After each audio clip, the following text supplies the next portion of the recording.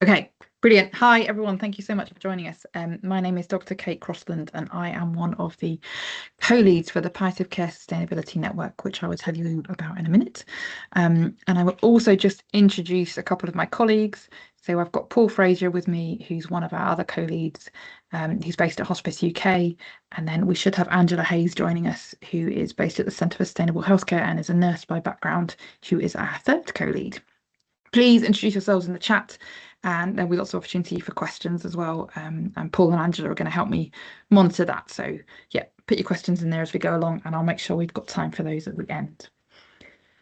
So the structure of today's very exciting Bronze Award launch is I'm going to start by telling you a little bit about how we've got to this point as a sustainability network and a team.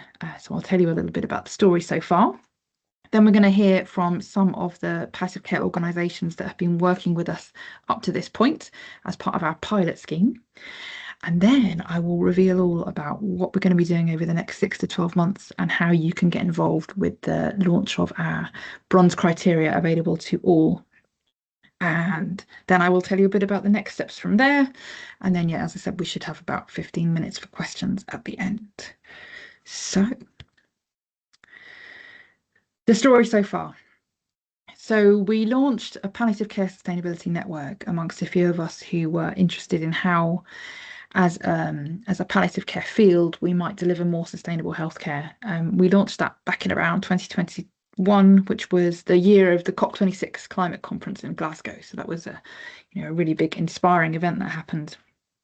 And what we started doing is having things like education events, inviting speakers, just getting that conversation going about how, as a specialty, we might position ourselves as an environmentally sustainable specialty. What might that look like? What might we have to share? Because there are things that palliative care does that are great examples of sustainability in action. And what might we need to learn? And one of the themes that kept coming up was people who were coming along to our events were kind of engaged and knew they wanted to make progress, but they didn't really know where to start. And the ask was for, can we have a structure? Can we have some way of knowing that we can make progress?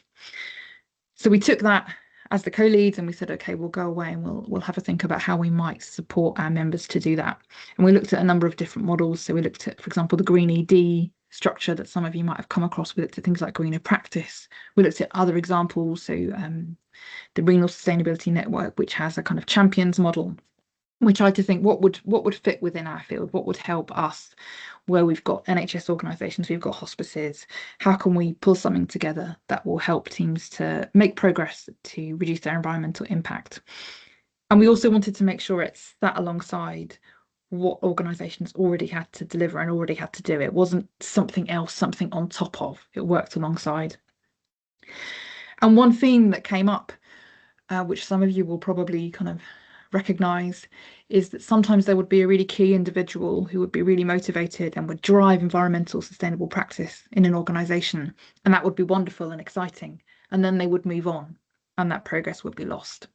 So how could we create a structure that would allow organisations to make this part of their business as usual and that great work wouldn't be lost?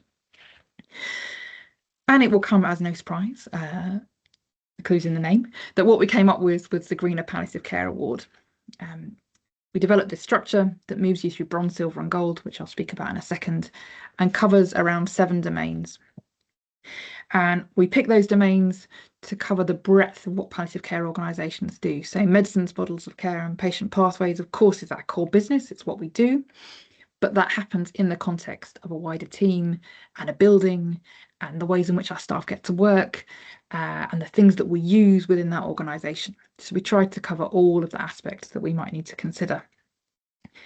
And 2 things just to pick out. Well, we knew that organisation and leadership was a really key part of that. Making sure that those changes were embedded and that you had senior leadership buy-in was going to be really crucial to making sure that sustainable action continued and made progress.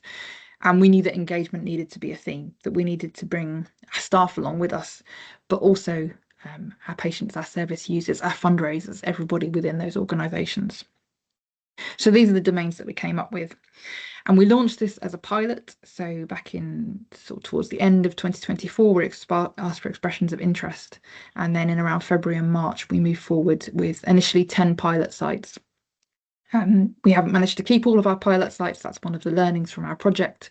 For some organisations, it was just something a little bit too challenging to work with alongside the other pressures. But we are very hopeful that as of next month, so as of March, we will be announcing our first award winners. And what we took in the pilot was a mix of organisations deliberately who were at the beginning of their environmental sustainability journey and some who were quite far along, so that we could test our different model structures out with those different organisations. So we took some organisations who were at bronze level, and you're going to hear from some of them in a minute. And what we're aiming for with the bronze level of the award is that organisations are really becoming aware of where they sit. So what does environmentally sustainable healthcare look like? What does that organisation need to consider across all aspects? How do they begin to engage staff? How do they start that process? Then as we move up the award levels, an organisation sitting at silver would be starting to become active. So they've done the kind of beginning work, they've started to embed those changes, those ideas about the changes that need to happen, and they're starting to become active and make changes. And then once we get to gold, we've got an organisation that is achieving a reduction in its environmental impact. So really embedding those changes, able to point to policy changes, able to point to decisions, projects that have taken place that have reduced the impact, and crucially that the work isn't done, that they're continuing to say, right, and how do we do even better? So what we are here today to do is to say to you that pilot has gone really well. We're very excited about it. We are now launching the bronze level of the award to all interested organisations, and I'll tell you a little bit more once we've heard from some of our sites about how that's going to work. So that bronze level criteria are now going to be publicly available for all organisations to start evaluating where they are and how they might start to evidence that and to gain their award at bronze level. So I'm hoping, and I saw some of them arriving in the attendees, that we've got 3 of our sites with us who are hopefully all willing and able to talk to you about their progress so far with the Bronze Award. So I think we maybe have Steph from the Guy's and St Thomas's team. Steph, are you with us, and are you happy to share with us a little bit about your experiences? Yes, I am. Can you hear me okay, Kate? Yeah. Lovely. And I've just got about 5 minutes. Is that okay? 5 minutes discussion? Yes, that's perfect, Steph. And I will just share one slide partway through, but I don't have a sort of slide set. So hello, everybody. I'm Stephanie. I'm one of the palliative care consultants here at Guy's and St Thomas's. And as Kate mentioned, we are one of the bronze pilot sites. First of all, why did we want to be involved? Well, actually, our trust is very supportive of sustainability, and certainly it felt like there was a lot of senior support for us to get involved in this. For me personally, I'm very passionate about sustainability, but I have to admit, can find it a bit overwhelming, a bit of a sort of where do I even start? So exactly as Kate said, just having something with sort of fixed targets and aims and a bit of guidance was really appealing. It made it feel a lot more manageable. Moving on to what we were sort of proudest or most pleased about, because we're coming to the sort of end of our year of our Bronze Award. One thing we have done, which I have to admit is probably not really bronze criteria, we have actually switched from paper inpatient handover lists to electronic inpatient handover lists. Now, I'm not going to claim this was all because of our Greener Palliative Care Award. It was a plan that was in place to switch, but I would say as a sort of Greener Palliative Care Award team, we were very supportive of this switch, and as well as the actual change of the format, we did a really brilliant, or our inpatient matron did a really brilliant project write-up around it.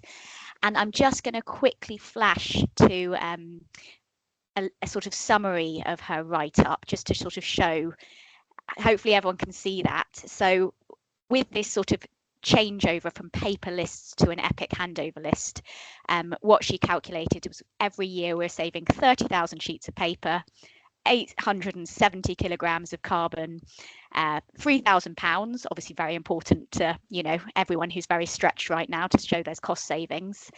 And actually what was most interesting was for the majority of the staff, they obviously really cared about sustainability and cost saving. But actually, what they found when we surveyed them after the change was the biggest benefit to them was time saving. So that was really nice because it sort of proved to the whole team that we can make these changes that can seem quite overwhelming.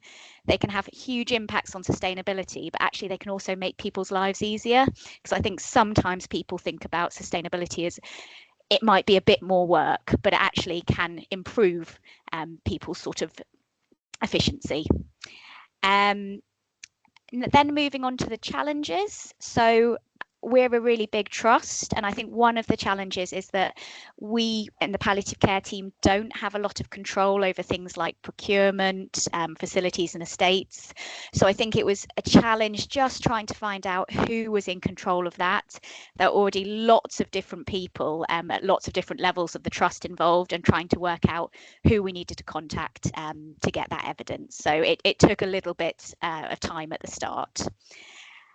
And the other thing to mention is, although everyone has been really enthusiastic, I would say maintaining momentum and enthusiasm over the year has been a little bit of a challenge, but it's just been a case of, regularly having meetings, trying to make all the teams sort of continue to be inspired and motivated. I was asked to say what was I most surprised by. I think it probably would be not only the interest from our own team within the palliative care team, but actually there's been so much interest from people outside of the palliative care team in the trust.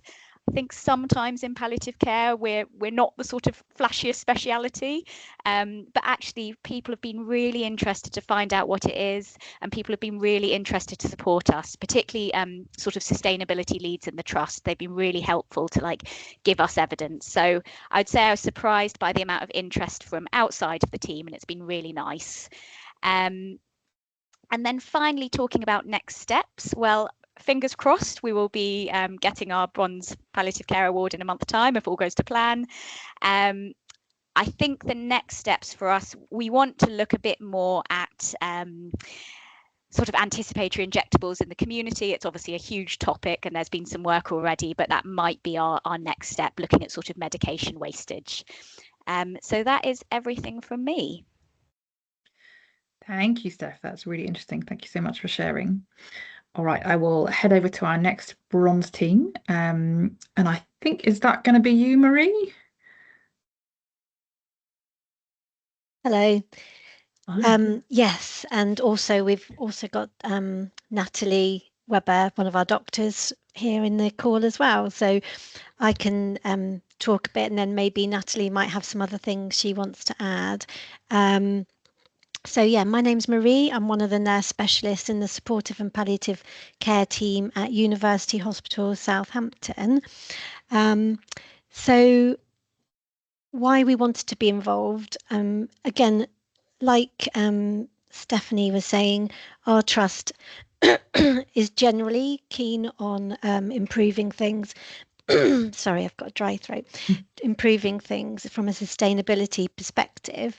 So then when we heard from Polly, our nurse lead, who's kind of leading on this with our team, that we were going to do this, it was really nice because there was a few of us who immediately were keen to be involved and see where we can actually make a big difference, even though we're a small part of a massive organisation, to see where it takes us. And it really aligns with the trust goals as well. So we thought if we get involved as an acute hospital, a large acute hospital, and manage to get our bronze award, fingers crossed, that it would kind of help put us on the map from a sustainability perspective.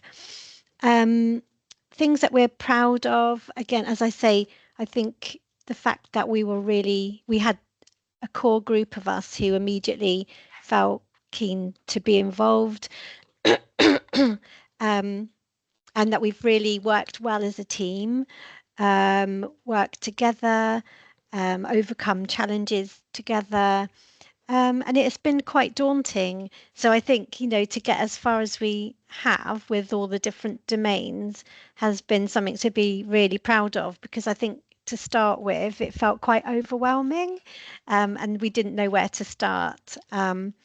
So yeah, that I think has been really good. And as we've achieved things on the way, we've kind of, celebrated that in small ways. So that's really good. Um, Challenging. I think we found there were some domains that were harder to achieve as an acute hospital. They seemed the way they were kind of presented worked easier if you were in a hospice environment. But we're managing to find ways with the support from you, Kate. You've helped us navigate through how we can actually achieve those, which has been brilliant. We've divided and conquered.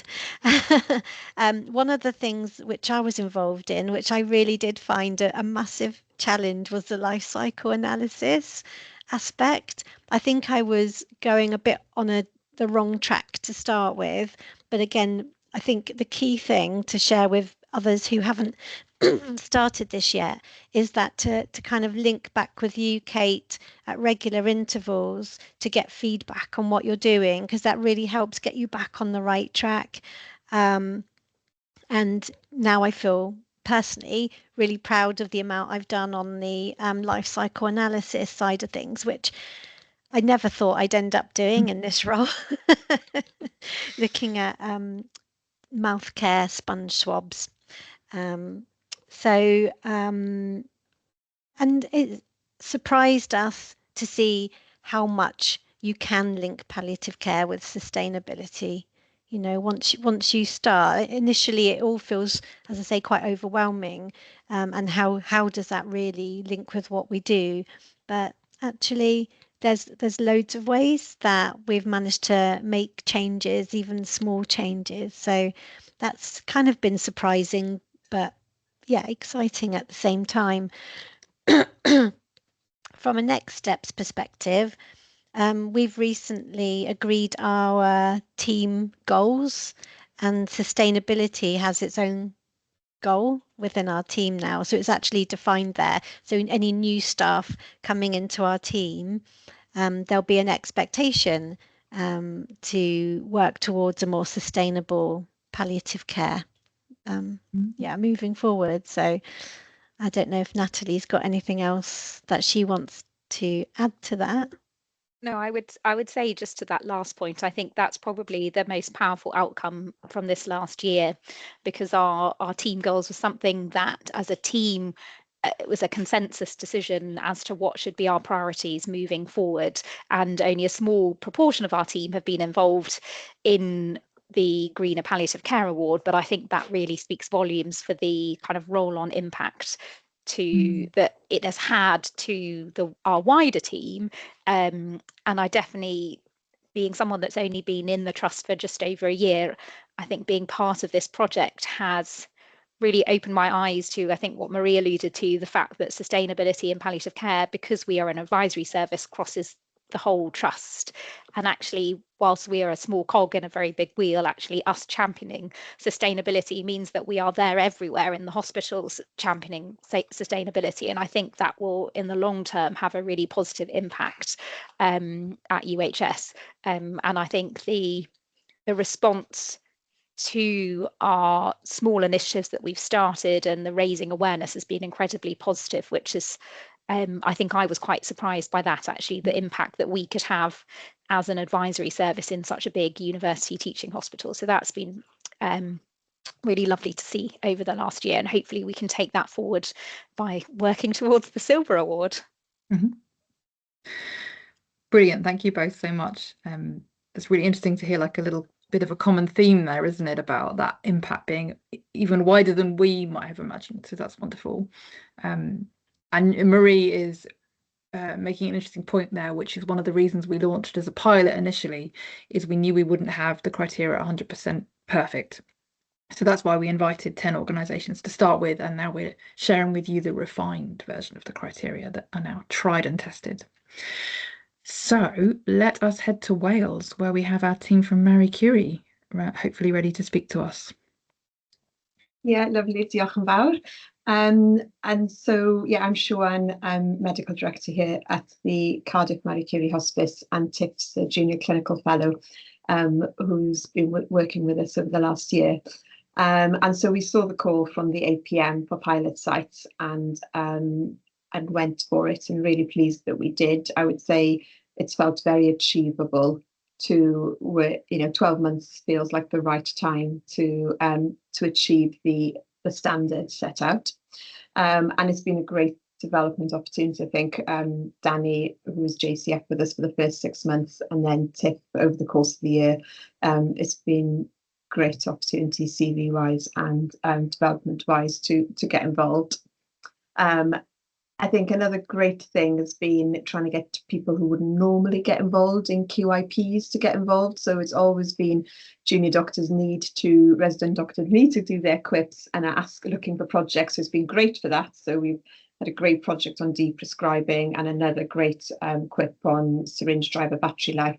But for the first time, being able to engage nurses on the ward in quips as well. So the gloves off quip was led by a nurse, so we're able to sort of upskill her in QI methodology as well.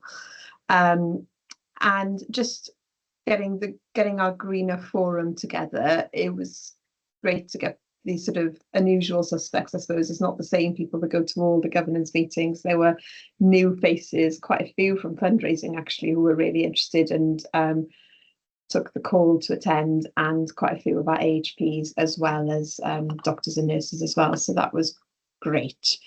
And the other thing is, and I think probably one of the reasons we were selected, like Sue Ryder being a national charity, just seeing how selecting one site from a national charity would work, and certainly for us engaging with our sustainability team, which I didn't even know that there was a central sustainability team in Marie Curie until this time last year, and now I know, I had meetings with all 2 members of that team, but they've been part of our greener forum really, and have helped us to evidence and achieve the standards. So we thought it might be helpful just to share one of our QIPs that we were really proud of. This is the view from our hospice. Sorry, it's been.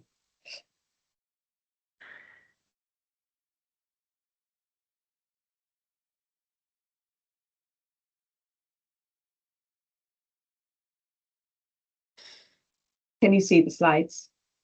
No, they appeared and now they have disappeared. Oh, okay.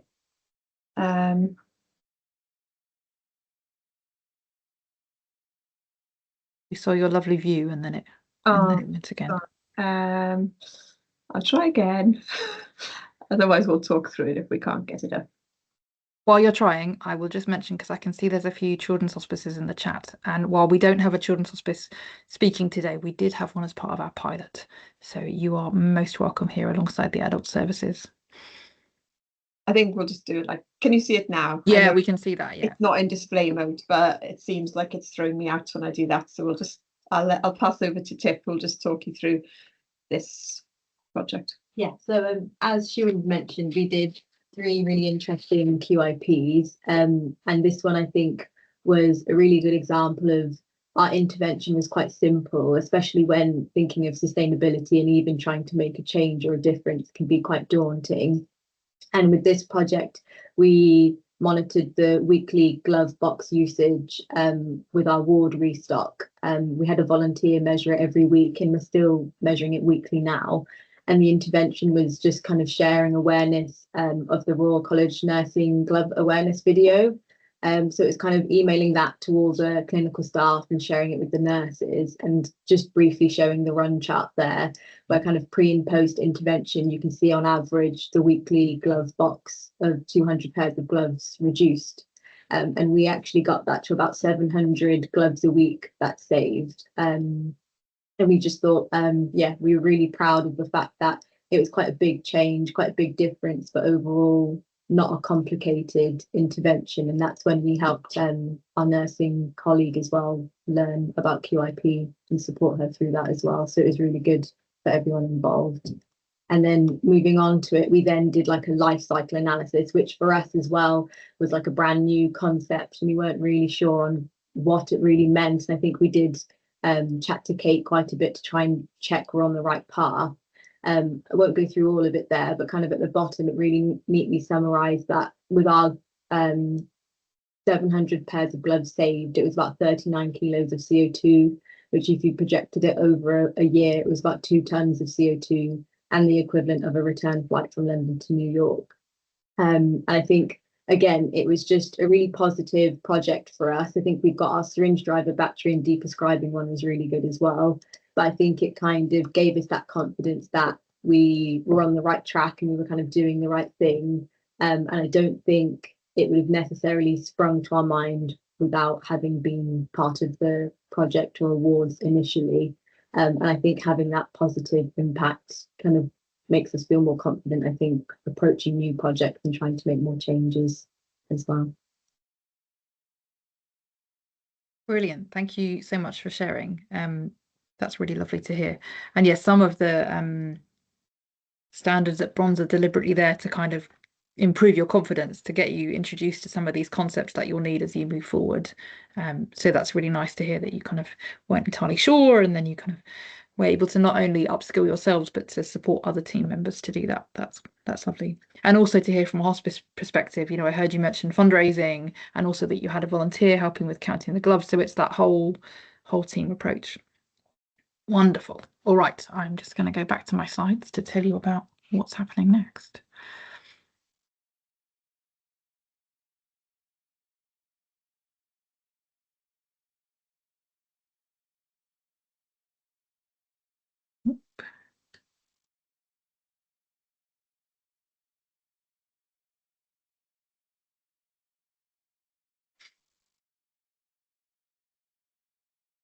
Great. So, as you've heard, we've been running this as a pilot scheme.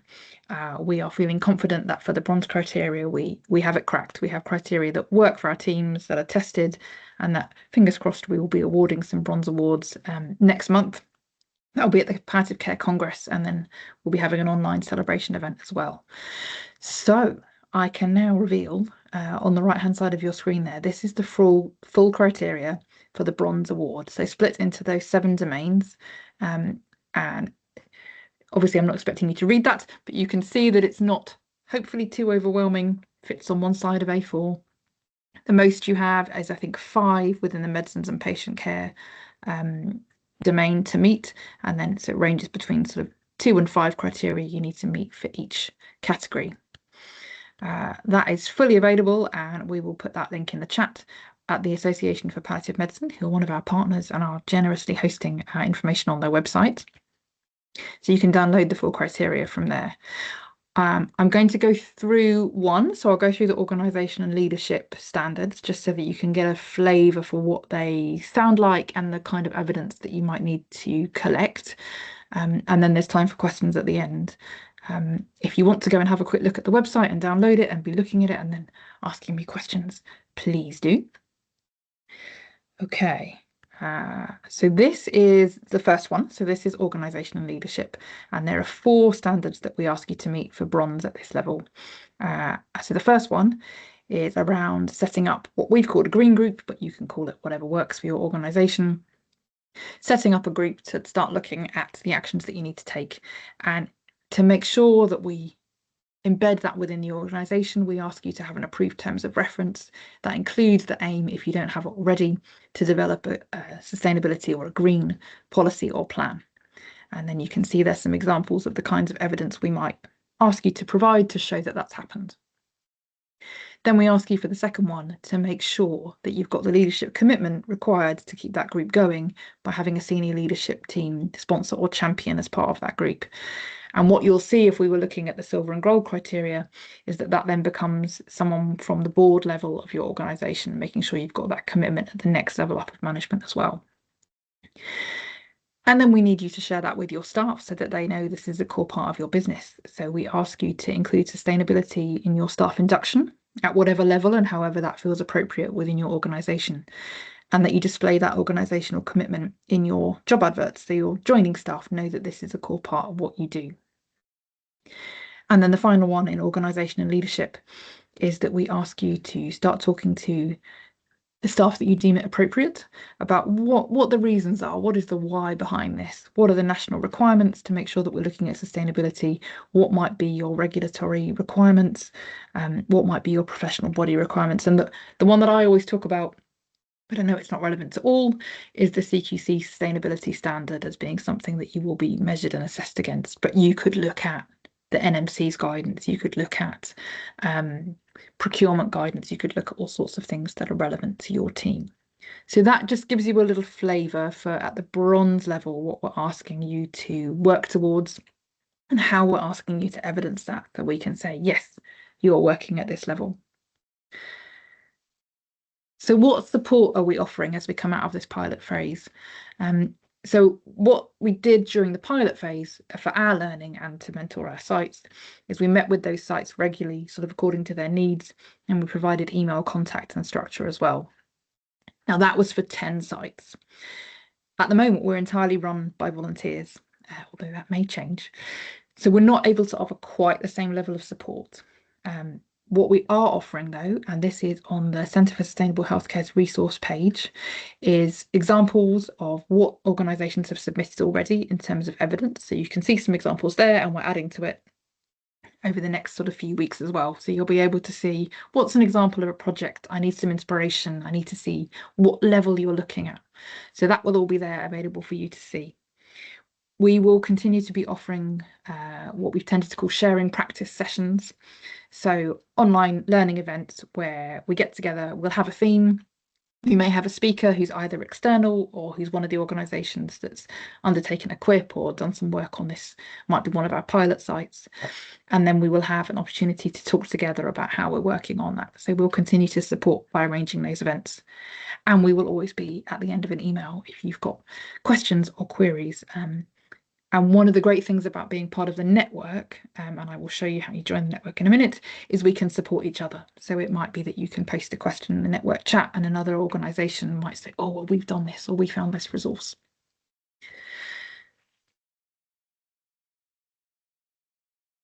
One thing that I just want to mention, because it's one of the things we've worked through as we've gone through the pilot award, was just thinking about how do we position the work.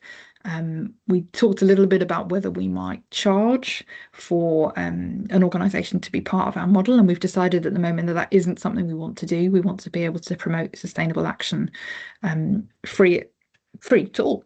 That may change, but for the moment this is the way it is. But to protect that work, we've licensed it under something called a Creative Commons license, which you can Google and read about if you want, but essentially it means that you are free to share the work that we've created for the Greener Palliative Care Award, so long as you mention that we've created it. And this was really crucial to us, that it can't be used commercially. You can adapt it. So as a couple of our pilot sites mentioned, we've had interest from other teams around maybe amending this work for other specialties. That's great. But again, we're keen that somebody's not making a profit from that. So that's just to mention that kind of core part of our philosophy, really. So this feels like the big question. A lot of you are here because you're really interested and excited, I hope, about working towards your first Greener Palliative Care Award. So you will be able to see the criteria. How are you going to get your bronze award? This is the big question. So this is what I can tell you at the moment. I can tell you that you should expect it to take you 12 to 18 months to work through all of those criteria across those 7 domains and to collect the evidence that you work towards those criteria. That we will support you through sharing examples that our pilot sites have already gathered and through those shared learning events and through email contact if you're getting a bit stuck. That you will need to provide evidence that you have met those standards. So as you go along, you'll need to be saving that, thinking about, it might be meeting minutes, it might be terms of reference, it might be evidence that you did a teaching presentation, it might be write-ups of reports. And that we are aiming for, given that timeline of 12 to 18 months, next presentation of our next round of award winners, probably in around about a year's time, so spring of next year. And we can also tell you, so this is about the bronze award, that we are hoping to finalise the silver and gold award levels in the next 6 to 12 months. But a crucial point here is there may be people here who think our organisation has already made great progress. We think we could go for silver or gold. That's fantastic. To get silver and gold, you have to have the levels below as well. So to get silver, you have to have bronze, and to get gold, you have to have met the bronze and silver criteria. So it's still worth your while to look at those bronze criteria, make sure that you've met all of those things, and then you'll be ready once we launch the silver and gold to look at those as well. And we may even add a platinum level, but we will get back to you on that. The bit that you need to just watch this space on is exactly how we're going to award and assess your evidence. And that is because, very excitingly, we are just in the midst of our first funding application, which may or may not be successful. And we're approaching a funder who would fund staff costs so that we could have someone to support us. And what that will influence is how we ask to see your evidence. At the moment, for the pilot, we've been using a slightly clunky, and apologies to our pilot sites, shared Google Drive to look at that evidence together, which works, but it's not the smoothest. If we had funding, we could develop our own portal, which is what some of the other schemes have done. And the way we've structured evidence assessment is we have a volunteer assessment group who meet, divide up the different domains between them, and then make a judgment together, kind of discussing through any points that there's disagreement on, to make sure we've got some kind of governance and oversight on consistency around how we're awarding those standards. So we will continue to do that. What we're not quite sure on, and it depends on whether we get funding, is whether we'll ask to see all of your evidence or whether we'll take more of a kind of spot check audit approach and be looking for specific bits from specific sites. So we will definitely want to see your evidence. Exactly how we will want to see it and exactly how much of it we will want to see, you will need to watch this space on, but you can certainly start collecting it. Oh, and now my slides have decided to freeze. Hold on. I will stop sharing for a second. Sorry, it's classic Teams fail. So the next bit, the next lovely slide I had was how do you get involved? So the key step is to join our sustainability network, and either Paul or Angela is hopefully sharing that link in the chat. That is our best way of communicating with you. It's where we will put updates on examples of evidence, and it's where we will put updates of events as well. So please go and join that. You do have to register, but it's free, and then you will get not inundated, but you will get messages about upcoming events and updates on the scheme. Please start working on your bronze award if you're keen. You don't need to tell us that you're doing that. You can just download that criteria and get cracking, but look out for updates. What we will likely do is then have a round where we say, if you want to be considered for the next load of awards assessments, you need to have your evidence submitted to us to see how that's done by this date, and we'll give you advance warning of what that date is. We also are always looking for volunteers to join our assessment or development group. So the assessment group is the group that meets 3 or 4 times a year and looks at the evidence that's been submitted. And then the development group is our steering group that's helping to guide our progress towards funding, looking at our silver and gold criteria and looking at where we go next. So if you're interested in that, please get in touch. Our email address, hopefully one of my colleagues will also put in the chat, which is palcaresusnet@gmail.com. So please drop us a line with any questions. And then I have a big event for your diary. So if any of you are coming to the Palliative Care Congress at the end of March down in Brighton, we will be doing, fingers crossed, touch wood, in-person awards of our sites who've won an award, which will be wonderful. And then we're having an online celebration event on the 16th of April with some eminent speakers and with hearing from our sites who've won an award, and that's 5 till 6:30. And like this event, that'll be recorded as well if you're not able to join us in person. And then finally from me, I just want to thank our partners. So one of the things I'm really pleased that we did as we were setting up this award scheme is we went out to various different organisations, showed them what we were thinking of, asked them to sense check it for us, asked for their support. So the Centre for Sustainable Healthcare, of course, have been fantastic. The Association for Palliative Medicine, who've offered their website to us for free. The UK Health Alliance on Climate Change. Sue Ryder, who agreed to come on board as a partner with us. And then Hospice UK as well.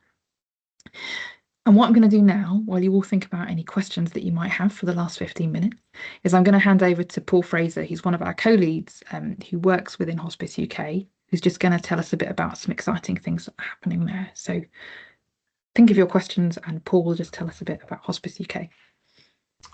Hello, and yeah, great to see loads of reps from the hospice sector here as well, which is fab to hear. And we were really chuffed to have so many hospices part of the pilot. And we're certainly in line with every conversation I was having with hospices over the last couple of years around why this award framework was needed.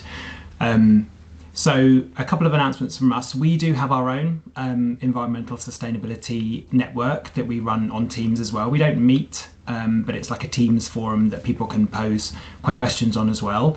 That's specifically for the hospice sector and covers a broad range of things from recommendations around companies who might do energy audits to the more clinical intervention work as well. So I'll post a link to that in the chat too, but that is separate to the Palliative Care Sustainability Network.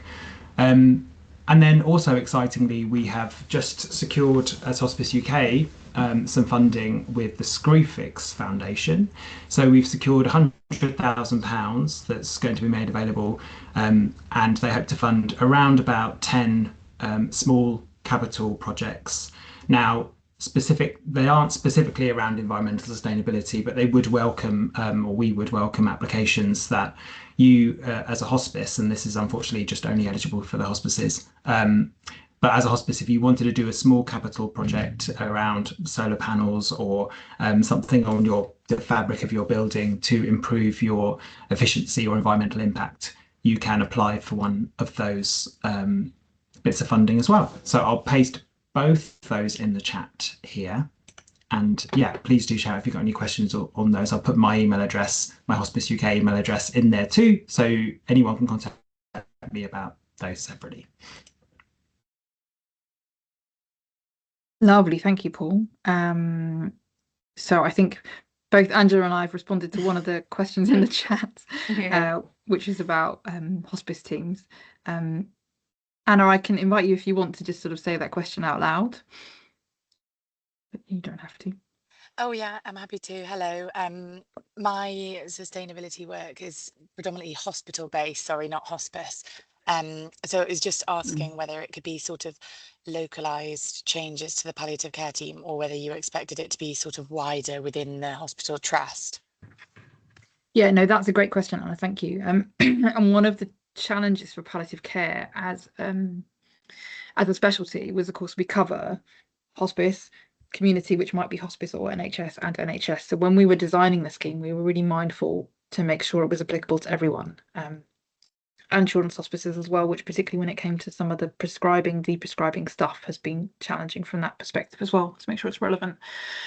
So we've had, as you've heard from our pilot sites, some NHS teams involved in the pilot, again, deliberately, so that we had different organisations. And I would say the crucial thing would be stuff might happen at a trust level. So there might be a green plan at a trust level. There might be a travel and transport plan at a trust level, but it's about showing that that exists and your team is engaged with it. So yeah, that's probably the bit to work out. So let me think of an example. It might be that your trust is having a sustainability week. That's great, but we'd want to then see how has your palliative care team engaged with that week. What did you do? If that makes sense. But yeah, absolutely, it's a bit, some of the evidence will come from the trust level. Yeah. Thank you, that's really helpful. No problem. Angela, you have your hand up. Well, I was just going to say on the back of that I think initially you think, oh, how that this is going to make things more difficult for me if I've got to kind of be looking beyond my own department. But you might find that there's things going on at trust level that actually help you with your award and achieving things, and you don't need to reinvent the wheel. You just need to kind of engage with that team to see how you can make it relevant in your department, and maybe some of that work has already been done for you, so don't let that put you off. Right. And I would say actually one of the things we've really learnt from the pilot is, and Angela and Paul will probably recognise this, is we found that often when we met our pilot sites, we were either meeting a clinician or we were meeting someone from facilities and estates. And I don't think we had any initial meetings where we had both halves of the organisation. So a lot of that initial work is about breaking down that siloed working together, so that the clinicians are saying, look, we don't want to use this product anymore, and the person who actually works in procurement and supply hears that. So that's been really exciting to see those connections coming together. We heard that from Marie Curie as well, saying, we discovered that there is a sustainability team, although small, within the wider organisation. And from the NHS trusts, suddenly there's all this interest generated because you're doing something within your team, and what can other parts of your NHS organisation learn from the work that you're doing? So that's been quite inspiring to kind of see that happening. Really positive part of it. Were there any other questions?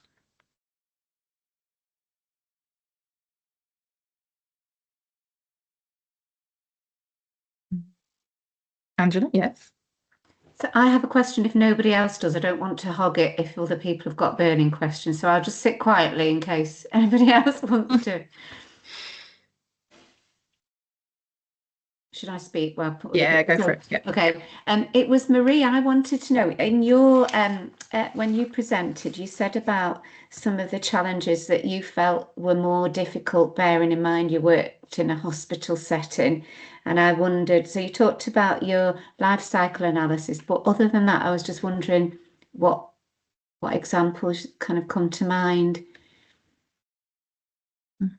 Hi, nothing's springing to my mind. I'd have to go back to the spreadsheet and right, I was sorry. relook at it. I'm sorry, because I should have made a note of them specifically. I did think that someone might ask me. Oh no, I'm sorry.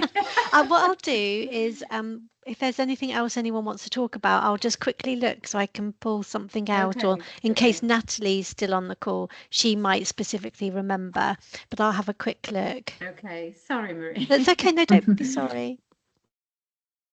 I think it was just more the organisational level things, particularly around facilities and transport, which it just didn't seem hugely relevant to us in palliative care, which I think we fed back to Kate kind of as we've gone through. I think it's just it was more information gathering as opposed to we have any role to influence it. I think Steph alluded to similar at GSTT. It's just those kind of organisational level decisions where we don't have a foot at the table in palliative care are kind of much higher up, where in a hospice you have control over procurement, that kind of thing, facilities, where you're getting your energy sources from, whether you're using electric vehicles or not. It felt like we were just information gathering, and I guess I don't know how useful that part of it was for us in a hospital setting, because it's elements that we don't have any sway over changing, if that makes sense, those kind of higher level organizational. Although you never know, you even asking that question, then those teams then are able to say, this is what we've been asked by the palliative care team.